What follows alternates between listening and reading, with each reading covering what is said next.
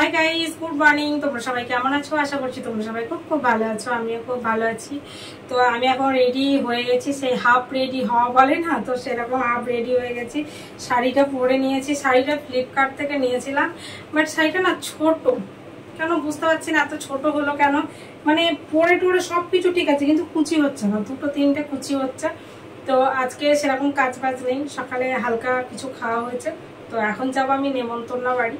তো আজকে আমাদের একটা অন্নপ্রাশনের নেমন্তন্ন আছে। আমাদের পাড়ায় একটা বাচ্চা হয়েছে, একটা দিদির নাতি হয়েছে, তো নেমন্তন্ন করে গেছে। তো সেখানে যাবেন থেকে এইটুকু গিয়ে টুকুস করে খাওয়া দাওয়া করে চলে আসতাম সেই পূজা লজে।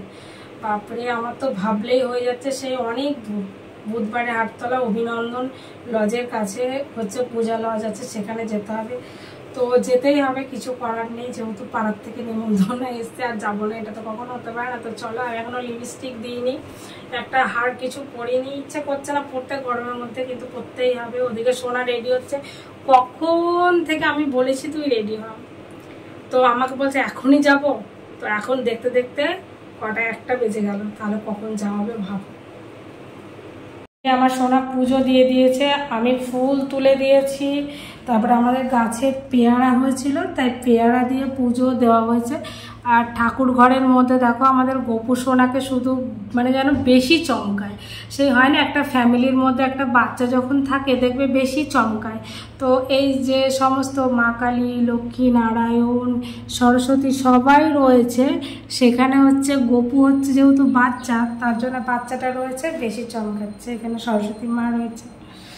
পুজো দেওয়ার দায়িত্বটা আমাকে নিতে হয় না, এখন সোনাই সব পুজোটা দিয়ে নেয়। শ্বশুরমশাই মারা যাওয়ার পর থেকে 1 বছর যেহেতু আমি মানে লক্ষ্মী নারায়ণকে নাকি পুজো দেওয়া যাবে না, ঠাকুরমশাই এটাই বলেছে, তো তার জন্য সোনা পুজো দিয়ে দেয়। তো আমি এখন জানলাটা বন্ধ করব, কিন্তু বাইরে কি হারে রোদ দেখেছো। এখন বাজে দুপুর 1টা, আর এত রোদ দিচ্ছে, এত রোদ দিয়েছে কি বলবো, তাকানো যাচ্ছে না। গাছগুলোকে বর্ষায় একদম সবুজ হয়ে গেছে, আর জঙ্গলে কি বলবো, এত গাছপালা বর্ষায় বাড়ে, মানে জঙ্গলে বাগান একদম যেন ঢেকে গেছে। চলো দেখি সোনার হলো কি।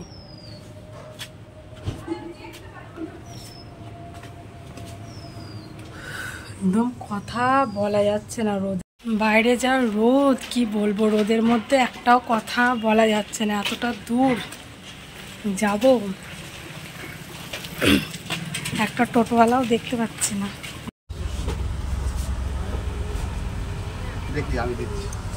দেওয়ার জন্য আমার তার বাড়িতে কাজে লাগবে, মুখ বড়গুলোর বেশি পছন্দ, তার জন্য দেখা নেই দিয়ে বলছে কি। দোকানে চলে এসছে, এখন দোকানদার জিনিস করছে। করো, এটা কত চাল ধরবে বললে?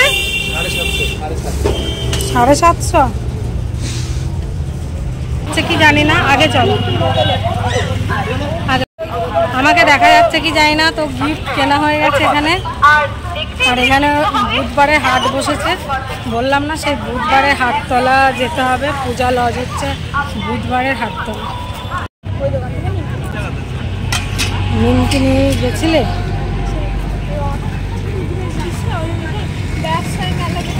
হ্যাঁ, কিন্তু ইয়ে এখান থেকে কতটা রে? অনেকটা পেরিয়ে চলে আসলাম না, তো জিজ্ঞাসা করি কাউকে তারা। এখান থেকে অভিনন্দন লজ কতটা?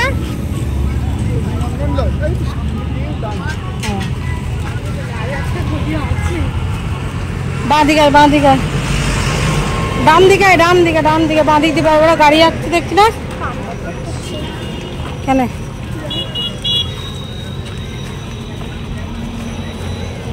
আসার সময় ওই দিক দিয়ে চলে যাবো। বটি টটি আছে, বাপরে কাছে দেখতেই ভয় লাগছে।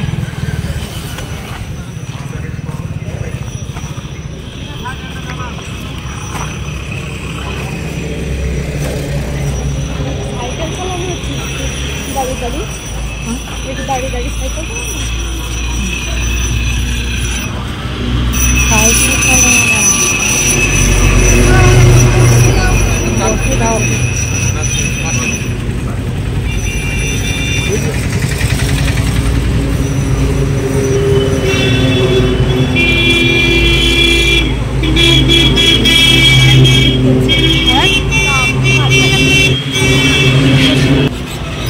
দাদা বলছে ভিডিও করছো নাকি? চল চল চল। লজ কাজে কোথায় আমি তো খুঁজেই পাচ্ছি না। দেশে কি জানি কতটা দূর যেতে হবে জানি না, এই জন্য গিফট নিয়ে বাড়ি যায়নি।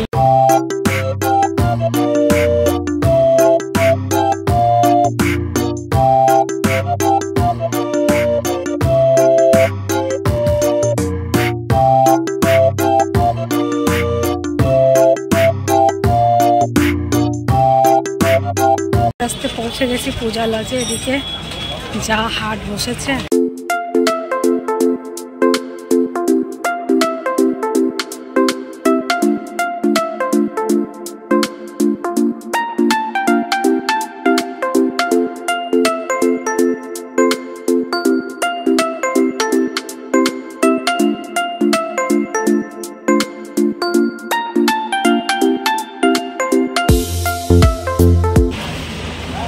ফাইনালি আমি চলে এসেছি অন্নপ্রাশনের অনুষ্ঠানে।